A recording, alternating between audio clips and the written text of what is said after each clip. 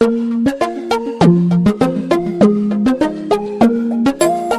ఆత్మీయ కుటుంబ సహవాస కూడికలలో 8వ రోజులోనికి మనలను నడిపించిన దేవుని ఉన్నతమైన శక్తి కలిగిన మహోన్నతమైన నామమునకు స్తుతి కలుగును గాక.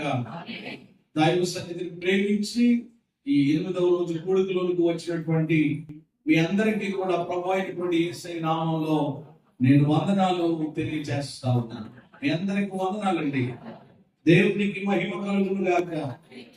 ప్రత్యేకంగా మరి రోజు వర్తమానంలోకి వెళ్లే ముందుగా ఈ దినమునకు ఉన్నటువంటి ప్రత్యేకతను బట్టి అంతర్జాతీయ మహిళా దినోత్సవం సందర్భంగా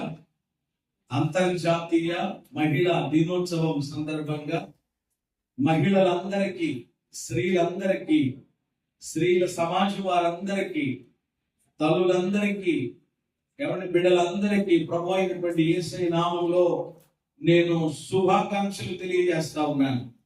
దేవుడు మిమ్మలను దీవించును గాక. ఇప్పుడు మా పురుషులు, మా బ్రదర్స్ అందరూ కూడా మిమ్మల్ని అభినందిస్తూ మీకు చప్పట్లు కొడతారు.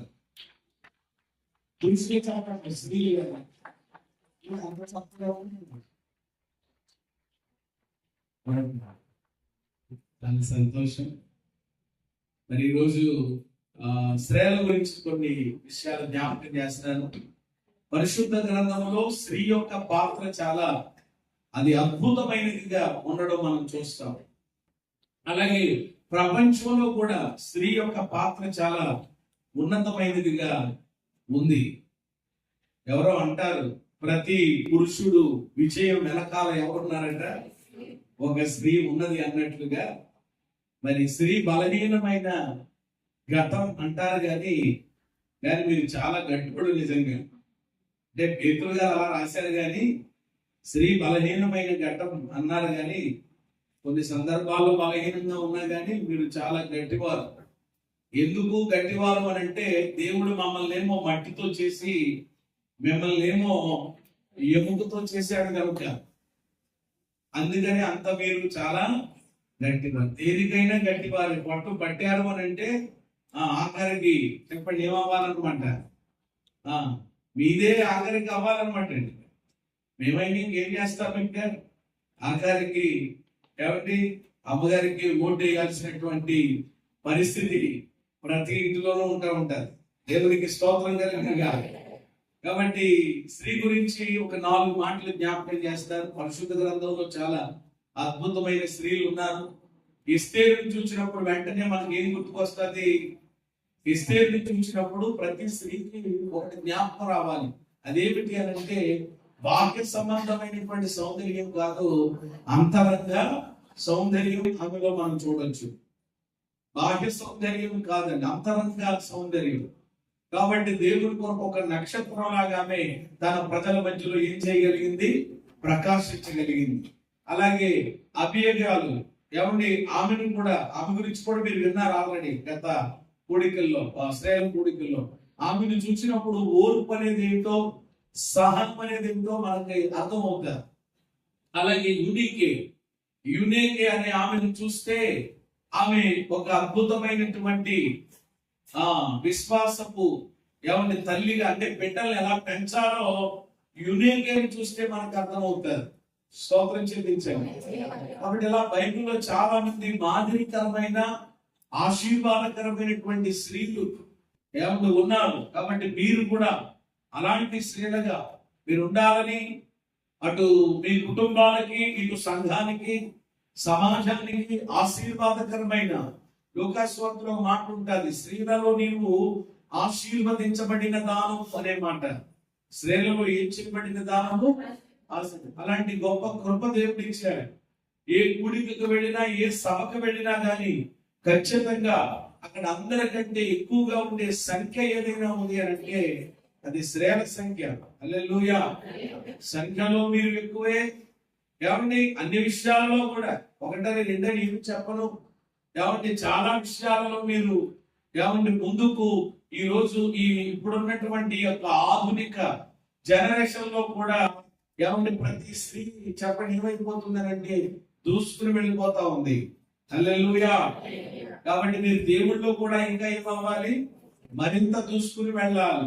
పరిచర్యలో గాని, ప్రార్థనలో గాని, ఏమంటే సహవాసంలో గాని, ఏమంటే ఇలా అన్ని విషయాలలో కూడా మీరు చక్కగా ముందుకు వెళ్ళాలని ఈ అంతర్జాతీయ మరి మహిళా దినోత్సవం సందర్భంగా మీకు శుభములు దీవెనలు తెలియచేస్తూ, ఏమంటే మిగిలినటువంటి మా బ్రదర్స్ కి, పురుషులందరికీ నేను చెప్పే ఒక విషయం ఏమిటి అని అంటే, ఈ నలుగురు స్త్రీలను ఎప్పటికీ మనం మర్చిపోకూడదటండి. నలుగురు స్త్రీలను మన జీవితంలో ఎప్పుడు మర్చిపోకూడదట. బ్రదర్స్, మీకే ఈ సందేశం. ఎందుకంటే వీళ్ళకి ప్రతి నెల వింటూ ఉంటారు కాబట్టి వీళ్ళకి ఇంకా సందేశం చెప్పడం లేదు. కాబట్టి నలుగురు స్త్రీలను ఎప్పటికీ జీవితంలో మర్చిపోకూడదు. అందులో నెంబర్ 1 నేను ముందు చెప్తాను, తర్వాత మీరు ఎవరో క్యాచ్ చేసి చెప్పాలి. మీరు కాబట్టి కాసేపు మౌనంగా ఉండండి. మా బ్రదర్స్ అడుగుతున్నాను. మొట్టమొదటిది, నిన్ను పుట్టించిన స్త్రీని నువ్వు మర్చిపోకూడదు. ఎవరు ఎవరు వెరీ నిన్ను పుట్టించిన అంటే నవమాసాలు మోసి కనినటువంటి తల్లిని చెప్పండి ఏం చేయకూడదు, మరవకూడదు. ఆ తల్లిని ఏం చేయాలి, ప్రేమించాలి. ఆ తల్లిని గౌరవించాలి. తల్లిని ఏమండి సన్మానించాలి, లేక ఆనందపరచాలి. నిన్ను కనిన తల్లిని ఏం చేయాలి, ఆనందపరచాలని వాక్యం చెప్తుంది. ఆనంద పెట్టాలి తప్ప తల్లిని ఏం చేయకూడదు, దుఃఖ పెట్టకూడదు. కాబట్టి 1 నిన్ను పుట్టించిన స్త్రీ, 2 నీతో పాటు పుట్టిన స్త్రీ.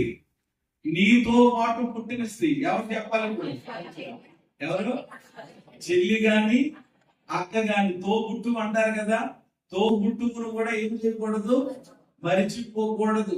ఏమండి ఇంకా మీకు చెప్పాలి అని అంటే ఆడపడుచు అంటారు. ఎవరంటండి, రే మన పుట్టింటి ఆడపడుచు అలాగున కన్నీళ్లు పెట్టుకుని మన బొమ్మల దగ్గర నుంచి వెళ్ళకూడదు. కాబట్టి 200 ఎక్కువైతే ఏమైందిరా ఆ పెట్టుకొని అని చెప్తా ఉంటారు వెనకాల ఎవరో ఒకరు. కాబట్టి నీతో పాటు పుట్టినటువంటి స్త్రీని ఏమంటే తోబుట్టువుని చెప్పండి ఏం చేయకూడదు.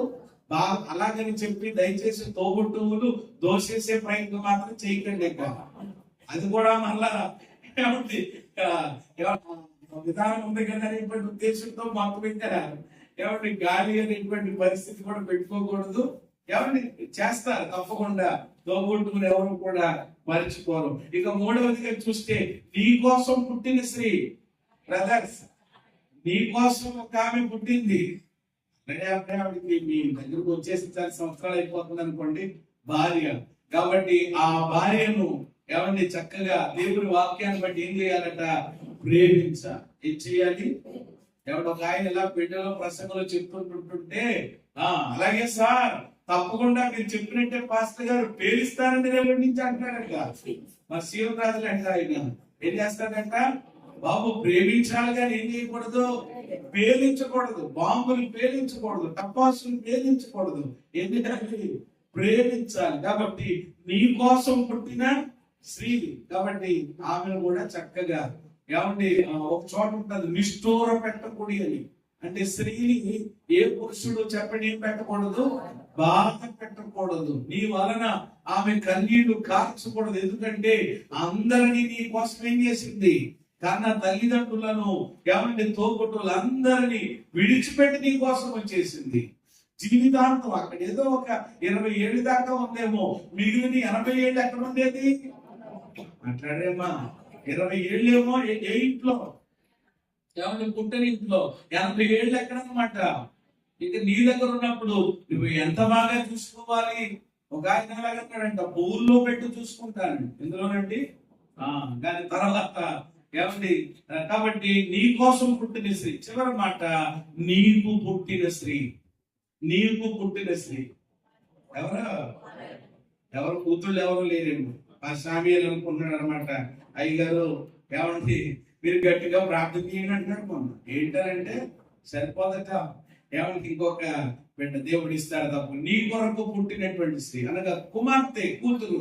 ఏమండి ఆ కుమార్తె ఎడలో కూడా ఏమండి తండ్రిగా, ఏమండి తల్లిగా మన చక్కని బాధ్యతలు. ఈ నలుగురిని ఏమండి ఏం చేయకూడదట, మర్చిపోకూడదు. ఇప్పుడు అందరూ చెప్తారా, మొదటి మాట ఎవరు, తల్లి కాదు, నేను చెప్పినటువంటి భాషలో చెప్పండి. నీ నిన్ను పుట్టించిన ఏమండి తల్లి కాదు, నిన్ను పుట్టించిన స్త్రీ అంటే తల్లి. రెండు నీతో పాటు పుట్టిన స్త్రీ నీ చెల్లిగా అర్థం, కానీ నీ కోసం పుట్టిన స్త్రీ ఏమండి నీ భార్య, నీకు పుట్టిన స్త్రీ నీ కుమార్తె. కాబట్టి వీళ్ళని చెప్పండి ఏం చేయకూడదట, మరవకూడదు. మరొక చక్కగా వాళ్ళని ప్రేమిద్దాం, వాళ్ళని అందుకని ఏ బస్సు ఎక్కినా, ఏ ట్రైన్ ఎక్కినా, ఏ ట్రైన్ ఎక్కినా వెంటనే అక్కడ ఉండే మాట స్త్రీలను గౌరవిద్దాం, ప్రేమిద్దాం. ఈ అంతర్జాతీయ మహిళా దినోత్సవం సందర్భంగా మరొకసారి మీ అందరికి శుభాకాంక్షలు తెలియజేస్తున్నాను. సియోనులో నుండి నా దేవుడు మిమ్మల్ని దీవించును గాక. హల్లెలూయా. రండి నేరుగా మన వర్తమానంలోకి వెళ్ళిపోదాం. మన వర్తమానానికి మనము ఈ మధ్య కాలంలో పెట్టుకున్నటువంటి టైటిల్ ఏమిటి అని అంటే, ఏమండి నినేవే ప్రజలు నేర్పించే ఆత్మీయ పాఠాలు. ఈ రోజుతో ఈ యొక్క సందేశాన్ని నేను ముగించాలని తలస్తూ ఉన్నాను. పరిశుద్ధాత్మ దేవుడు ఏమండి తన సహాయాన్ని బట్టి యోనా గ్రంథం ఒకసారి తెరవండి అందరూ. యోనా గ్రంథము 3వ అధ్యాయం. యోనా గ్రంథము 3వ అధ్యాయం. 3వ అధ్యాయం తెరిచారు కదా, అందరూ కూడా కలిపి చదువుకుందాం ఈసారి. నేను చదువుతాను, మీరు అందరూ చదువుకుందాం మరోసారి. అంతటి యెహోవా వాక్కు రెండవ మారు యోనాకు ప్రత్యక్షమై సెలవిచ్చినదేమనగా, నీవు లేచి నినేవే మహాప్రభువునకు పోయి నేను నీకు తెలియజేయ సమాచారం దానికి ప్రకటన చేయి. కాబట్టి యోనా లేచి యెహోవా సెలవిచ్చిన ఆజ్ఞ ప్రకారం నినేవే పట్టణమునకు పోయి, నినేవే పట్టణము దేవుడి దృష్టికి గొప్పదై 3 దినముల ప్రయాణమంత పరిమాణములు గల పట్టణం. యోనా ఆ పట్టణములో 1 దిన ప్రయాణమంత దూరము సంచరించు. ఇక 40 దినములకు నినేవే పట్టణం నాశనమగునని ప్రకటన చేయగా, నినేవే పట్టణపు వారు దేవుని యందు విశ్వాసం ఉంచి ఉపవాస దినమును చాటించి గనులేమి అనుకోలేదు. అందరూ గోనె పట్ట కట్టుకు ఆ సైన్యం నినేవే రాజులకు వెలువడినప్పుడు అతడు దర్శి మహాసముద్రం మీద నుండి దిగి తన రాజ వస్త్రములను తీసివేసి గోనె పట్ట కట్టుకుని బూడిదలో కూర్చుంది. మరియు రాజైన తాను ఆయన మంత్రులను ఆజ్ఞ, ఒకవేళ దేవుడు మనసు త్రిపుకొని పశ్చాత్తాపుడై మనము లైవ కాకుండా తన కోపానికి చల్లార్చుకున్నను గనుక మనుషులేది ఉంచుకోనకూడదు. పశువులు గాని, ఎద్దులు గాని, గొర్రెలు గాని మేత తీయకూడదు, నీళ్లు త్రాగకూడదు. మనుషులందరూ తమ దుర్మార్గములను విడిచి తాము చేయుచున్న బలాత్కారమును మానివేయవలెను. మనుషులేమి, పశువులేమి సమస్తమును భూమి పట్ట కట్టుకొనవలెను. జనులు మనఃపూర్వకముగా దేవుని వేడుకొనవలెనని దూతలు నినేవే పట్టణములో చాటించి ప్రకటన చేసింది. ఈ నినేవే వారు తమ చెడు నడకలను మానుకొనగా వారు చేయుచున్న క్రియలను దేవుడు చూచి పశ్చాత్తాపుడై వారికి చేయుదునని తాను మాట ఇచ్చిన కీడు చేయక మానెను. దేవుడు తన పరిశుద్ధ లేఖన భాగమును మన కొరకు దీవించును గాక, మనందరితో మాట్లాడును గాక. ఆత్మసంగములతో చెప్పుచున్న మాట చెవిగలవాడు వినును గాక, గ్రహించును గాక. సంతోషం. మనము ప్రియమైన దేవుని బిడ్డలారా, నినేవే పట్టణం అది చాలా దేవునికి వ్యతిరేకంగా జీవించే ప్రజలు వాళ్ళు, దేవునిని ఎరగని ప్రజలు వాళ్ళు. అలాంటి ప్రజల్లోనే ఒక అద్భుతమైన మార్పు కలిగింది అని అంటే, ఎన్నో సంవత్సరాలుగా, ఎన్నో దినాలుగా దేవునిని వెంబడిస్తూ దేవుని గొప్పతనాన్ని, దేవుని మంచితనాన్ని ఏమండి ఎరుగుకున్నటువంటి మనం ఇంకెంతగా మన జీవితాలను మనం మార్చుకోవాలో, ఏమంటే మనము పరివర్తన చెందాలో, ఈ భాగాన్ని చూసినప్పుడు, ఈ పట్టణాన్ని చూసినప్పుడు మనకు నిజంగా అర్థం కావాలి, గ్రాహ్యం అవ్వాలి. ఏమండి ఈ నినేవే పట్టణాన్ని దేవుడు ప్రారంభంలో ఏం చెప్పారు అని అంటే, ఏం చేస్తాను, నాశనం చేస్తానని, నాశనం చేస్తానని ఏమని చెప్పిన దేవుడే తాను మాట ఇచ్చిన కీడు చేయక, చేస్తాననేటువంటి కీడు చేయకుండా, ఏమండి పంపిస్తాను అనేటువంటి ఉగ్రతను పంపించకుండా, ఏమండి దేవుడు వాళ్ళను క్షమించినట్లుగా, వాళ్ళను కనికరించినట్లుగా, ఆ ఉగ్రత బారిన వాళ్ళు పడకుండా వాళ్ళను కాపాడినట్లుగా మనం లేఖనాల్లో చూస్తున్నాం. ఏమిటి దీనికి కారణం? వాళ్ళు దేవుని యొక్క ఉగ్రతలో నుండి తప్పించబడ్డారు. దేవుని వినాశనములో నుండి వారు తప్పించబడ్డారు. దేవుడే మనసు మార్చుకుని వాళ్ళ యందు కనికర పడడం అని అంటే అది ఎంత అద్భుతం అండి. ఏమిటి అసలు దీనికి కారణం అని అంటే వాళ్ళ వైఖరి లేక వాళ్ళ యొక్క ప్రవర్తన ఎంత అద్భుతంగా ఉందో మనం ధ్యానం చేస్తున్నాం. అందుకని నినేవే ప్రజలు నేర్పించి ఆత్మీయ పాఠాలు అని ఆ యొక్క మాటతో నేను కొన్ని విషయాలు పరిశుద్ధాత్మ దేవుడు మనకు అందిస్తా ఉన్నారు గడిచిన దినముల నుండి. ఇప్పటికి ఎన్ని విషయాలు మనం నేర్చుకున్నాం చెప్పండి? ఎన్ని విషయాలు? 4 విషయాలు. మొట్టమొదటిగా వాళ్ళు ఏం చేశారట? ఏం చేశారండి? ఏం విన్నారు? ప్రకటన విన్నారు. అంటే దేవుని మాట వాళ్ళు విన్నారు. మనం కూడా వినాలి. వినడానికి మనం ఏం చేయాలో నేర్చుకున్నాం. వినడానికి కూడి రావాలి, వినడానికి వేగిరా పడాలి, వినుటకు మనస్సు సిద్ధపరచుకోవాలి అని మనం నేర్చుకున్నాం. వింటే కలిగే ఎన్నో ప్రయోజనాలు ఉన్నాయి. వినడం ద్వారా ఆ ప్రయోజనాలన్నీ మన జీవితాల్లో కలగాలంటే వినే ఆ మనస్సు వినే దానిని మనం చెయ్యాలి అనేటువంటి ఆ యొక్క మనస్సు మనం కలిగి ఉండాలని మొదటి విషయంలో నేర్చుకున్నాం. రెండవదిగా వాళ్ళు ఏం చేశారండి? విశ్వాసం ఉంచారు. దేవుని ఎడల విశ్వాసం. నిజంగా వాళ్ళు దేవుని మీద విశ్వాసం ఉంచడం అంటే నిజంగా అది ఆశ్చర్యమే. మనం విశ్వాసం ఉంచామనంటే దానికి ఒక అర్థం ఉంది. ఎందుకంటే దేవుని కార్యము, దేవుని యొక్క మేలులు, అద్భుతాలు చూస్తున్నాం, పొందుకుంటున్నాం కనుక వాళ్ళకి అసలు దేవుడిని గురించినటువంటి అవగాహనే లేదు. అలాంటి వారు దేవుని మీద విశ్వాసం ఉంచినటువంటి ఎంత అద్భుతం అది. వారు దేవుని యందు విశ్వాసం ఉంచారు అనే విషయాన్ని మనము నేర్చుకున్నాం. మూడవదిగా వాళ్ళు ఏం చేశారు అని అంటే ఉపవాసం ఉన్నారు. ఉపవాసాన్ని వాళ్ళు ప్రతిష్ఠించుకున్నారు.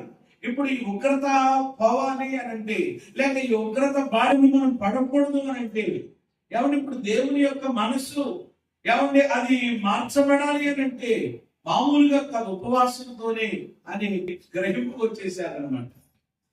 ఉదాహరణకి మీ పిల్లలు ఉదయం నుంచి ఏమి తినకుండా, అది మీరు ఏదో అడిగారు, ఇప్పుడు కుదరదురా, చాలా ఇబ్బందిగా ఉంది పరిస్థితి, తర్వాత చూద్దాం నాన్న అని మీరు అన్నారు.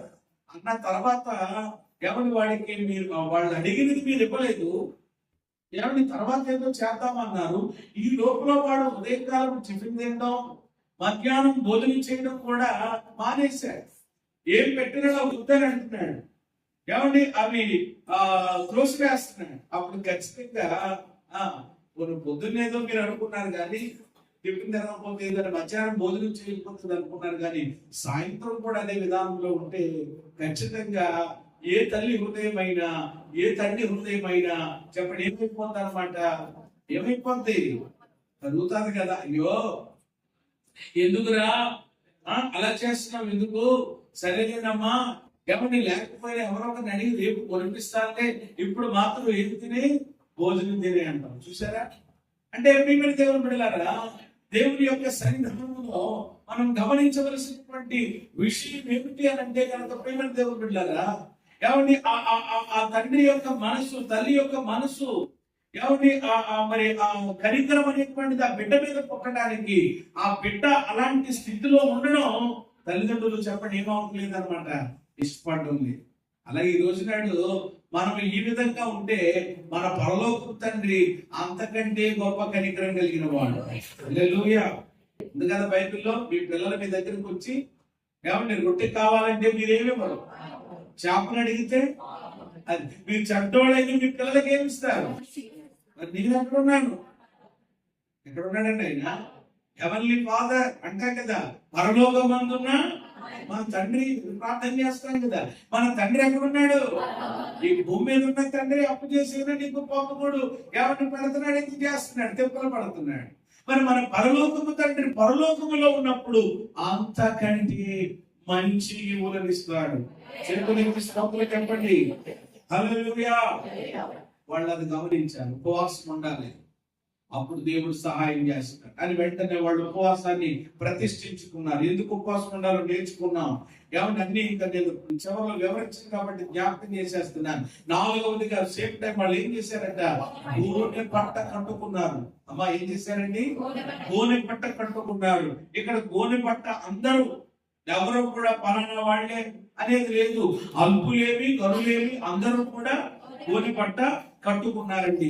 ఇక్కడ భౌతికంగా కాదు గోనె పట్ట అంటే, గోనె పట్ట ఎవరిని ఆధ్యాత్మికంగా మనం అర్థం చేసుకోవాలి. గోనె పట్ట అంటే ఎవరిని, గోనె పట్ట నేర్పించేటువంటి ఆత్మీయ పాఠాలు 3 శ్రేష్టమైనటువంటి తలంపులు మనం నేర్చుకున్నాం. గోనె పట్ట నేర్పించే ఆత్మీయ పాఠాల్లో మొదటిది ఏమిటి చెప్పండి, పరిత్యజించుట అనగా విడిచిపెట్టుట, విడిచిపెట్టాల్సిన దాన్ని, మానుకోవాల్సిన దాన్ని, విడిచిపెట్టాల్సిన దాన్ని వాళ్ళు ఏం చేశారు, మానుకోవాల్సిన దాన్ని ఏం చేశారు. అది మన జీవితంలో జరిగినప్పుడే దేవుని కార్యం చూస్తాం. అలాగే రెండవది, గోనె పట్ట నేర్పించే రెండవ పాఠం ప్రలాపించుట అనగా వాళ్ళు ఎవరు దుఃఖించడం, కన్నీరు పెట్టడం, ఏడవడం, ఈ అర్థాలన్నీ వస్తాయి. కాబట్టి అది చూసిన వాళ్ళు మనం కూడా అదే చెయ్యాలి. ఏదో వచ్చాం కూర్చున్నాం వెళ్ళామని కాదు, కానీ మన ఆత్మలను మన హృదయాలను దేవుడి సన్నిధిలో ఏం చెయ్యాలి, కుమ్మరించుకుని బరువంతా ఇక్కడ ఆయన సన్నిధిలో మనము దించుకుని ఎవరిక్కడి నుంచి వెళ్ళగలగాలి. అప్పుడు దేవుని కార్యం చూస్తాం. 3వది గోనె పట్ట నేర్పించి ఆత్మీయ పాఠం ఏంటంటే పరివర్తన చెందుట. పరివర్తన చెందుట, పరివర్తన చెందడం అని అంటే ఒక స్థితి నుండి మరొక మార్చబడడం, మార్పు చెందడం.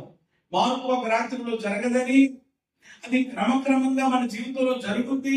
అందుకనే కదా పెద్దలు కూడా చెప్పారు, 6 నెలలు సహవాసం చేస్తే ఏమయ్యారంట, కొన్ని 50 దినాలు మనం దేవుడి సన్నిధిలో ఆయనతో సహవాసం కలిగి ఉంటే ఏమంటే ఇక్కడ ఆత్మ సంబంధమైనటువంటి కార్యాలే కదా జరిగేది.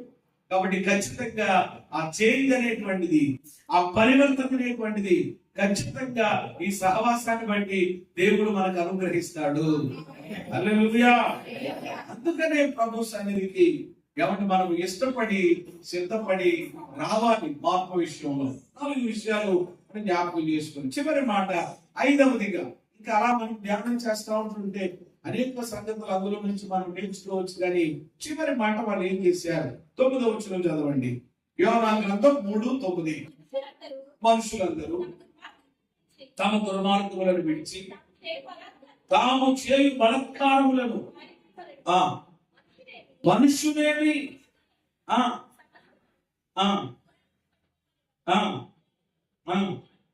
మనఃపూర్వకముగా దేవునిని వేడుకొనవలెను.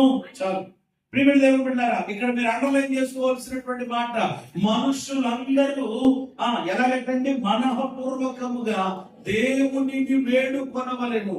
ఏం చెయ్యాలట, అది అంటే వీళ్ళు చేసినటువంటి 5వ పని ఏమిటి అంటే దేవునిని మనఃపూర్వకంగా ఎవరిని వేడుకున్నారు. హల్లెలూయా.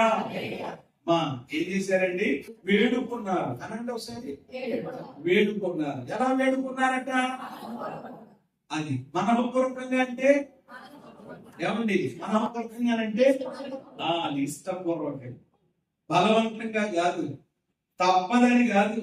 అయ్యి బాబోయ్ ప్రాణం తోడేస్తున్నాడు ఏంటండి. ఒక ఆవిడ ఎవరో కూర్చుని వెనకాల అంటుందంట, ఏమంటే అంత సాగి తీసేస్తున్నాడు ఏంటి అంటుందంట. ఏంటి సాగి తీసేది గిట్ట అసలు ప్రిమిడి దేవుని పిల్లలు అంటే ఆమెకి సాగి తీసినట్టుగా కనబడుతుంది, జీడు పాకమండి దేవనని. కాబట్టి ఇలా కొందరికి అర్థం కాదనమాట. కాబట్టి అలాగే దేవుని యొక్క సన్నిధిలో మనం కలిగి ఉండేటువంటి సహవాసం, ప్రార్థన, మొర ఏదైనప్పటికీ కూడా ఎవరిని బలవంతముగా కాకుండా, ఇబ్బందికరంగా కాకుండా మనఃపూర్వకంగా ఇష్టపూర్వకంగా మనం చేస్తే తప్పకుండా ప్రతిఫలం పొందుకుంటాం. హల్లెలూయా. అది నువ్వు చేసేది ఏదైనా, ఎవరి నువ్వు తీసుకొచ్చేది ఏదైనప్పటికీ కూడా అది ఇష్టపూర్వకంగా ఉండాలి. ఎవరిని ప్రేమించే ఉండాలి. అలా లేకుండా మనము ఎవరిని చేసినా తెచ్చినా అది ప్రేమించే బిడ్డ దేవుడు యాక్సెప్ట్ చేయడు. ఎందుకనంటే మనుషులు పై రూపాన్ని చూస్తారు కానీ దేవుడు అది అంతరింద్రియములను ఎరిగిన వాడు.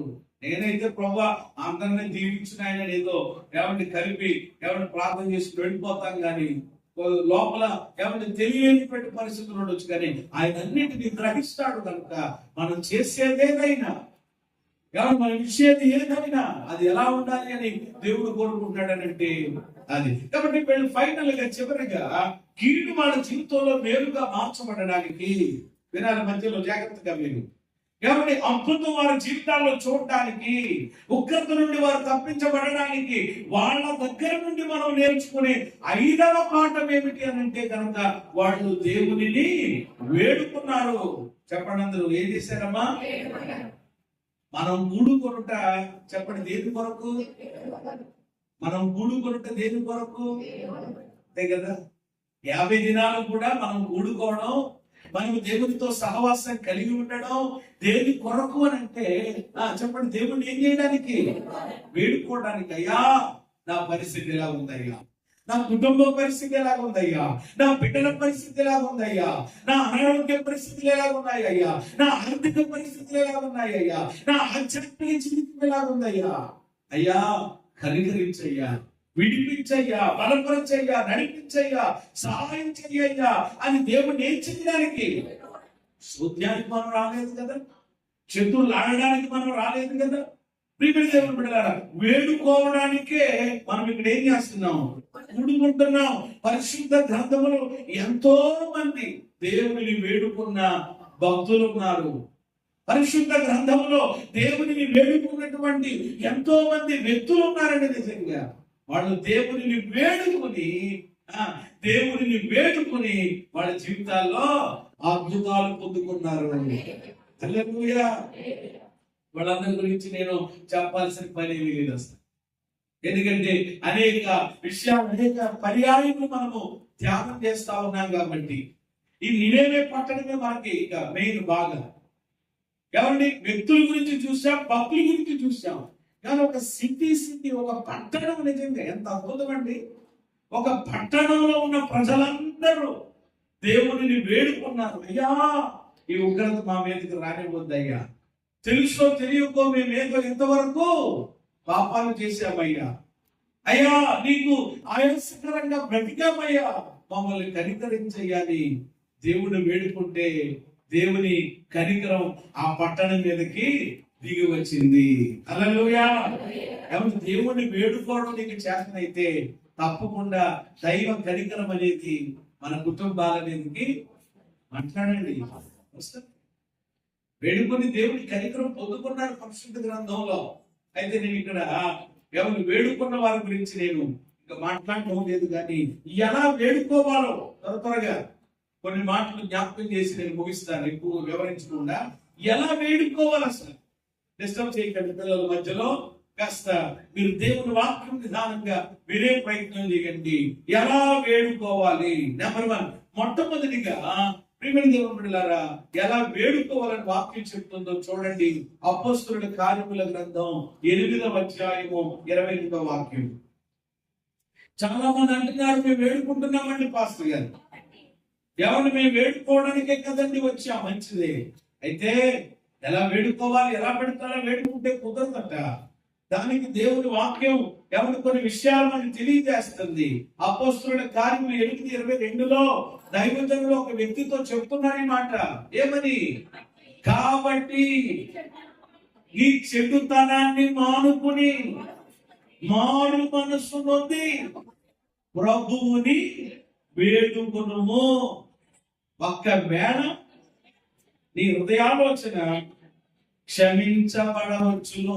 దేవుడికి మహిమ కలుగును గాక. ఒకవేళ మేము చెప్పలేము కన్ఫర్మ్, దేవుడు కనికరించవచ్చు, దేవుడు అద్భుతం చేయొచ్చు, ఆయనకి అసాధ్యమైనది లేదని ఎవరు చెప్తున్నారు ఇక్కడ? పేతురు గారు, యోహాను గారు ఒక ఆయనతో చెప్తున్నారు. ఆయన పేరేంటి? గారడీ సీమోను. ఏ సీమోన్ అంట? గారడీ సీమోను. ఆయన పేరులోనే ఉంది. ఏం చేసేవాడు అనమాట? కొంతమంది అలాగే గారడీలు చేస్తా ఉంటారు. ఎవరిని? గారడీ సీమోను. ఈ గారడీ సీమోను ఎవరిని? దైవ సేవకుల్ని దేవుడు అభిషేకించి వాడుకుంటుంటే పేతురు యోహానుల్ని ఎవరి వాళ్ళు ఎవరి మీద చేతులు పెడుతుంటే వాళ్ళ ఆత్మను పొందుకుంటున్నారట. ఇది చూశారంటే ఇదేదో కొత్తగా ఉంది, మనం చేయలేకపోతున్నాం ఈ పని అని చెప్పి దైవ సేవకుల దగ్గరికి వచ్చి అడుగుతున్నాడు ఈ వ్యక్తి. అయ్యా, అవసరమైతే కొంత ద్రవ్యం ఇస్తాం, అంటే కొంత డబ్బు మీకు ఇస్తాం. మీరు ఎలాగైతే చేతులు ఏమంటే ప్రజల మీద ఉంచినప్పుడు వాళ్ళు దేవుడి యొక్క ఆత్మ చేత నింపబడుతున్నారో, ఏమంటే అదే వరము మాకు కూడా కావాలి. అవసరమైతే ఈ డబ్బులు తీసుకుని, ఈ వెండి తీసుకుని మాకు ఆ వరం వచ్చేటట్లు చేయండి అని అడుగుతున్నాడు. అప్పుడు వెంటనే వాళ్ళు ఊరుకోలేదన్నమాట. ఏమనుకుంటున్నావు? ఏమంటే డబ్బుతో దేవుని వరాన్ని వరదామనుకుంటున్నావా? వరం అనేది చెప్పండి, దేవుడు ఉచితముగా ఇచ్చేది, దాన్ని ఏం చేయలేమన్నమాట. నీ వెండి నీతో నశించుగాక, నీ హృదయం దేవుని దగ్గర ఎలా లేదు, సరిగ్గా లేదు. కనుక ఈ కార్యంలో నీకు ఏమి లేవు అని కొంచెం చెడమడ వాక్యంతో, దేవుని మాటలతో ఆయన్ని కాస్త ఏమంటే కడిగి ఉదక స్నానం చేసి అది చివరగా ఏమంటున్నారంటే ఆఖరిలో, సరేలే ఏదో అయితే అయింది, వ్యర్థమైన ఆలోచన వస్తే వచ్చింది, ప్రక్కన పెట్టు. అయినా ఏమంటే మేము ఒక సలహా చెప్తా విను. అదేమిటంటే ఎప్పటికైనా నీ చెడుతనం ఏం చేసి మానుకుని, ఏం మానుకోవాలంట? ఇప్పుడు గాంధీ సింహానికి ఏమొచ్చింది? చెడ్డ ఆలోచన వచ్చింది కదా, చెడ్డ తలంపు వచ్చింది కదా. ఆ చెడ్డ తలంపు, చెడ్డ ఆలోచన ఏం చేయాలి? ఇప్పటికైనా మానుకుని ఏం చేయాలి? నువ్వు మారు మనసు పొంది, ఏం పొంది? ఎందుకైనా ఎవరిని చాలా కార్యాలు చేస్తున్నాడంట, ఎవరిని బాప్తిసం కూడా పొందేశాడంట ఆల్రెడీ. కానీ ఏం లేదు, దీనికి మారు మనసు అనుకోలేదు. మారు మనసు లేకుండా బాప్తిసము పొందిన వాళ్ళు కూడా చాలా మంది ఉన్నారు. మనసు మారకుండా, క్రియలు మారకుండా, దేవునికి ఆయాసకరమైనవి చేస్తూ మేము దేవుని పిల్లలు అని చలామణయ్యే వాళ్ళు ఉన్నారు ఈ రోజు. ప్రేమ దేవుని బిడ్డలారా, ఇప్పుడైతే దైవజనులు చెబుతున్నారు, ఎప్పటికైనా పర్వాలేదు, నీ చెడ్డతనాన్ని వదిలిపెట్టే నీవు మారు మనసు పొంది ప్రభువుని వేడుకో. ఒకవేళ దేవుడు నిన్ను ఏం చేయొచ్చు అది. అంటే ఈ భాగంలో మనం గమనించవలసిన విషయం ఏంటంటే, దేవుని ఎలా వేడుకోవాలి అని అంటే చెడుతనమును మానుకుని మారు మనసు పొంది పెట్టుకోవాలి. హల్లెలూయా. ఎలా పెట్టుకోవాలంటే, అంటే వదలాల్సిన దాన్ని వదిలేసి, విడిచిపెట్టాల్సిన దాన్ని విడిచిపెట్టేసి మారు మనసు పొంది అప్పుడు ఏం చేయాలి? అంతేగాని మారు మనసు పొందకుండా, మనసు మార్చుకోకుండా, ఇంకా దేవునికి ఏమండి అయిష్టమైనటువంటి కార్యాలు చేసుకోవట్టు విడిచిపెట్టకుండా, ఏమండి దేవుని వేడు. అందుకని కదా ప్రభువా ప్రభువా అని నన్ను ఎందుకు మీరు పిలుస్తున్నారన్నాడు కదా దేవుడు. కాబట్టి ప్రియమైన దేవుని బిడ్డలారా, ఎవరు మన జీవితంలో ఏదైతే దేవునికి ఆయాసకరమైనది ఉందో ఎవరిని మనం గ్రహించి దాన్ని విడిచిపెట్టి వేడుకుంటే దేవుడు తప్పకుండా మన ప్రార్థన ఆలకిస్తాడు. ఏమండి అద్భుతం కూడా చేస్తాడు. ఇక్కడ నినేవే వారు కూడా అదే చేశారు. హల్లెలూయా. ఈ నినేవే వారు కూడా అదే కదా మానుకున్నారు కదా, చెడు నడతలను మానుకొనగా అనుంది. ఏమన్నా ఎప్పుడైతే ఏమన్నా దేవుని యొక్క ప్రకటన, దేవుని యొక్క తీర్పు వాళ్ళ మీదకి వచ్చిందో వెంటనే చెప్పండి వాళ్ళు ఏమయ్యారనమాట, మానేసుకున్నారు. అప్పుడు దేవుని యొక్క కనికరం వాళ్ళ మీదకి దిగొచ్చింది, అద్భుతం చూశారు. కాబట్టి నెంబర్ 1, ఎలా దేవుడిని వేడుకోవాలి అని అంటే చెడుతనమును మానుకుని వేడుకోవాలి. అప్పుడు దేవుడు మనం ఆలకిస్తాడు. రెండవది మత్తయి సువార్త 18:19. త్వరగా మత్తయి సువార్త 18:19. మరియు మీలో ఇద్దరు తాను వేడుకొను దేనిని గూర్చి అయినను భూమి మీద ఏకీభవించిన ఎడల అది పరలోకమందు నా తండ్రి వలన మీకు దొరుకునని మీతో చెప్పుచున్నాను. చాలు. ఇది ఎవరు చెప్పిన మాట? స్వయముగా యేసయ్య చెప్పిన మాట. చెప్పండి, ఎవరు చెప్పిన మాట? యేసయ్య చెప్పిన మాట. ఏమని చెప్తున్నారంటే, మీలో ఇద్దరు, ఎవరట? మీలో ఇద్దరు తాము వేడుకొను దేనిని గురించి అయినను. అంటే మీలో ఇద్దరు ప్రియమైన దేవుని బిడ్డలు ఏకీభవించి దేని గురించి అయితే మీరు వేడుకుంటున్నారో దానిని పరలోకమందున్నటువంటి దేవుడు ఏం చేస్తాడట? నిశ్చయంగా చేస్తాడట. అంటే ఈ వచనాన్ని బట్టి మనం నేర్చుకునే రెండవ విషయం ఏమిటి అని అంటే, ఏకీభవించి వేడుకోవాలి. చెప్పండి ఈ మాట. అమ్మా, ఎలా వేడుకోవాలి? చెప్పట్లేదు కొంతమంది. ఏకీభవించి వేడుకోవాలి. ఏకీభవించి వేడుకోవాలి అంటే వేడుకునేటప్పుడు చెప్పండి ఏం చేయాలన్నమాట. అందుకనే కదా నేను ప్రార్థన చేసినప్పుడు కూడా ఏం చెప్తున్నాను, ప్రతిరోజు కుటుంబం కోసం ప్రార్థన చేస్తున్నాం కదా. అమ్మా, ఈ రోజు ఈ కుటుంబం కోసం ప్రార్థన చేస్తున్నాం, మీరు కూడా ఏం చెయ్యండి అని అంటే ఏకీభవించుట చేసేది చెప్పారనమాట.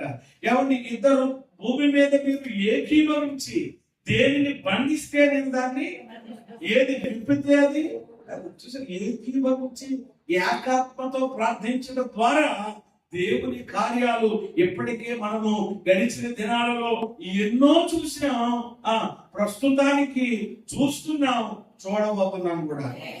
హల్లెలూయా. ఏకీభవించే ప్రార్థనలో ఏముందన్నమాట, నువ్వు ఒంటిదానిగా ఒక్కడుగా చాలా మంది ఏమంటారంటే, నేను గుడికి రానుగానండి అయ్యారు, నేను మందిరానికి రాను గాని నేను ఇంటి దగ్గర 24 గంటలు ఏం చేస్తాను అని అంటే అంటాను. ప్రియమైన దేవుని బిడ్డలారా, ఇంటి దగ్గర వ్యక్తిగతంగా ప్రార్థన చేసుకోవడం అనేది మంచిదే. వ్యక్తిగత ప్రార్థనతో పాటు ఏ ప్రార్థన మనకు ఉండాలి అని అంటే సంఘ ప్రార్థన. ఇంట్లో అయితే నువ్వు ఒక్కదానిగా ఉంటావు, నీకు సహాయం ఎవరైనా రమ్మంటే వస్తారా? ఏమన్నా ఇద్దరు కలిసి ప్రార్థన చేసుకుందాం అని కాకపోతే ఉండు ప్రవేశంతా చిన్న ఫోన్ వచ్చిందని వెళ్ళిపోతాడు. ఆయన ఎప్పుడు వస్తాడు? ఈ లోపల అప్పుడు ప్రార్థన చేసుకోవడం, మీరు తినేయడం, పడుకోవడం అన్నీ అయిపోతాయి ఆ మహానుభావుడు వచ్చేటప్పటికి. ఏమండి ఎలా ఉన్నప్పుడు ఇంట్లో ఏమండి కలిసి ప్రార్థించడానికి కొన్నిసార్లు మన కుటుంబాల్లో ఏమవరు కలిసి రారు. చెప్పండి, ఏమవరు కలిసి ప్రార్థించడానికి కలిసి రారు. వేరే వాటికి అయితే సర్కస్ కి వెళదామా అని చెప్పేశారంటే అబ్బో ఇంకా దేనికైతే. కాబట్టి ఇలా కూడా మీరు సంఘంలోకి వచ్చినప్పుడు, మందిరంలోకి వచ్చినప్పుడు నువ్వు ఒక్కదానివే కాదు, నువ్వు ఒక్కడవే కాదు, నీతో పాటు నీ కోసం అనేకులు ప్రార్థించడానికి దైవ సన్నిధిలో ఉన్నారు. తెలియట్లేదు ఈరోజు చాలా మందికి. నేను ఒక్కదాన్ని చేసేసుకుంటున్నాను కదా, నేను ఒక్కడే ఒక్కడే చేసుకున్నాను. ఏం చేస్తున్నాం? యేసు ప్రభుల వారే ప్రియమైన దేవుని బిడ్డలారా, ఆయన శిష్యుల్ని ఏమంటే పరిచర్యకు పంపించినప్పుడట ఒక్కొక్కరిని పంపించలేదంట. ఆయన ఏం చేశారంటండి? ఇద్దరిద్దరుగా పంపించారు. ఏమంటే బలంగా ఉంటుంది. మేడగదిలో కూడా ఎంతమంది ప్రార్థించారు? మేడగదిలో ఎంతమంది ప్రార్థించారు? 120 మంది. అంటే మొదటి 12 మంది కాస్త ఏమయ్యారు కదా. అంటే ఏకీభవించరు. కొంతమందికి విషయాలు అర్థం చేసుకోవాలి. ఏకీభవించి ప్రార్థించినప్పుడు అద్భుతాలు జరుగుతాయి. ఆల్రెడీ జరిగాయి. అందరూ ఏకీభవించి ప్రభువుని స్తుతించినప్పుడు ఎరికో ప్రాకారాలు ఏమైపోయినాయి? ఒక్కడే ఏకాకితే పర్వాలేదు కదా. ఎవరు పేతురు చెరసాలలో ఉన్నాడంట, సంఘం అందరూ ఏం చేశారు? ఏకీభవించి ప్రార్థించేశారు. సంఖ్య ఏమైంది? అదనమాట. కాబట్టి ఇది 50 రోజుల్లో మనకి దొరుకుతుంది అవకాశం. సంఘం అందరూ సేవకులు ఏకీభవించి మీ కుటుంబం కోసం ఏమంటే దేవుని సన్నిధిలో పొలోమని చెప్పి ప్రార్థన చేస్తా ఉంటుంటే ఆ ప్రార్థన శక్తివంతంగా దేవుని యొక్క కృపా సింహాసనాన్ని కదిపేస్తుంది. ఇంకో ప్రార్థన అలాగే వెళ్తా ఉంటుంది. సైతం గడి మధ్యలో ఎన్నో అని ఎలా పడతా ఉంటాయి. ఒక్కొక్క ప్రార్థనని ఎలా అంటే చాలు ఏమంటే ఎంత మందిగా సమూహంగా ఏమంటే కలిసి మాట్లాడతా ఉంటుంటే ఆడు ఒకవేళ ప్రార్థనని ఆపుదామని అలా చెయ్యిస్తే ఏమవుతుందో తెలుసండి? అది చెయ్యి కాలిపోతా తెలుసా మీకు? అది చెయ్యమైపోతుంది అనమాట. ఎందుకనంటే ఒక్కడు కాదు, ఇద్దరు కాదు, ఇంతమందిగా ప్రియమైన దేవుని బిడ్డలారా, 2 లేక 3 ఉంటేనే ఉంటానన్నాడు ఆయన. అంతకంటే ఎక్కువ మందిగా ఏకీభవించి ప్రార్థన చేస్తా ఉంటుంటే ఆ ప్రార్థన ప్రియమైన దేవుని బిడ్డలారా ఆకాశాలని ప్రియమైన దేవుని బిడ్డలారా దాటుకుని ఎక్కడికి వెళుతున్నారంటే దైవ సన్నిధానానికి చేరుతుంది. అక్కడ నుండి దేవుని యొక్క జవాబు నీకు వస్తుంది. ఇది అర్థం కావాలా? కాబట్టి అందుకని నేను ప్రతిసారి చెప్తా ఉంటాను, అమ్మా మీరు ఇప్పుడు ఏకీభవించండి. ఇదిగో ఈ సమయంలో ఈ సహోదరికి బాగోలేదట, ఈ పరిస్థితుల్లో ఉన్నారంట, ప్రార్థన చేద్దాం ఎందుకని యేసయ్య చెప్పారు, ఇద్దరు మీలో ఏకీభవించి ఏదైతే వేడుకుంటారో అది పరలోకంలో ఏమవుతుంది, ఆమేనని. ఏమండి ప్రియమైన దేవుడు పిల్లల దేవుడు ఆ కార్యం జరిగిస్తారు. అది ఏకీభవించట్లో ఉన్న శక్తిని అడగండి. ఏమండి ఏకీభవించి ప్రార్థించడానికి ఇష్టపడండి. ఇక చివరి మాట చెప్పి ముగిస్తాను. 1 యోహాను 5:14 ప్రకారం, 1 యోహాను 5:14 ప్రకారం ఎలా వేడుకోవాలి అంటే, ఆయనను బట్టి మనకు కలిగిన ధైర్యం ఏదనగా, ఆయన చిత్తానుసారంగా మనము ఏమి అడిగినను ఆయన మన మనవి ఆలకించు నన్నది. 15 వచనం, మనం ఏమి అడిగినను ఆయన మన మనవి ఆలకించునని మనం ఎరిగిన ఎడలా మనకు కలిగినవని ఎరుగుతాం. ఇక్కడ ఒక్క మాట మీకు అర్థమయ్యేలా చెప్పాలంటే, ఎలా వేడుకోవాలి? 3వ మాట, ఈ మాటతో ముగిస్తున్నాను, వినండి జాగ్రత్తగా. ఎలా వేడుకోవాలి అని అంటే, దేవుని చిత్తానుసారంగా వేడుకోవాలి. చెప్పండి, ఎలా వేడుకోవాలి? దైవ చిత్తానుసారంగా, దేవుని చిత్తానుసారంగా వేడుకోవాలి. అక్కడ అదే రాయబడ్డాలి, ఆయనను బట్టి మనకు కలిగిన ధైర్యం ఏంటంటే, ఆయన చిత్తానుసారంగా ఏది అడిగినా దేవుడు మనకు ఆలకిస్తాడు. మనం వేడుకున్న దాన్ని దేవుడు దయచేస్తాడు. కొంతమంది దేవుడు అడుగుతారు కానీ అందులో ఏముండదు, దేవుని చిత్తం ఉండదు. మరేముంటది? వాళ్ళ స్వచిత్తం ఉంటది. అందుకని చూడండి, దేవుని చిత్తాన్ని కొన్నిసార్లు కొందరు వాళ్ళ స్వచిత్తాన్ని ఏం చేస్తారంటే, దేవుని చిత్తం మీద ఏం చేస్తారు, వృద్ధేస్తారనమాట. నా దగ్గర కూడా కొంతమంది అయ్యగారండి గట్టిగా ప్రార్థించడం, గట్టిగానే చేస్తాం. గట్టిగా అంటే నాకు అర్థం కాలేదు. గట్టిగా ఏం చేయాలి, ఇంకా ఏసు రక్తమే చేయమని చెప్పి కాబట్టి పట్టుకోవాలని పంపేసి కాబట్టి కొంత గట్టిగా చేయండి మరి అని, అది దేవుడి చిత్తం కాదని ఎరిగినప్పటికీ కూడా మరి అమ్మా మీరు కొంచెం అడుగులు వేస్తున్నారని కొంచెం అది ఆలోచన చేసుకుంటే, లేదండి అదే అవ్వాలండి. ఏది అవ్వాలంటండి? ఆ సంబంధమే ఖాయం అవ్వాలండి. ఏమంటే అదే కుదరాలండి, అదే ఏమంటే ఇలా తెలిసినప్పటికీ కొలుసా. అందుకని ఏమంటే దేవుడు కూడా ఎలాగంటే, కొన్నిసార్లు నాకు అదే అవ్వాలి, నేను అక్కడికి వెళ్ళాలి, నేను అక్కడే ఉండాలి, అదే కొనాలి, అదే రావాలని పట్టుబడితే కొన్నిసార్లు దేవుడు ఇంకా ఏమంటే మనమైనంతే కదండి. పిల్లలు నాకు సాగు కావాలి, నాకు ప్లేడు కావాలి, అది తెగుతా అని చెప్పినా ఇంట్లేదు అనుకోండి, ఊరుకుంటాం. అప్పుడు కొద్దిసేపటి కాడ ఏమవుతాడు అనమాట అండి, మనం వద్దని చెప్పినా వాడు కావాలని తీసుకుని ఏదో కోసుకున్నప్పుడు ఏం చేస్తాడు, వస్తాడు. అందుకనే ఇశ్రాయేలు విషయంలోనంట, వారు కోరినది దేవుడు వారికి ఇచ్చెను, అది వారి ప్రాణములకు క్షీణత ఏం కలిగజేసింది, క్షీణత.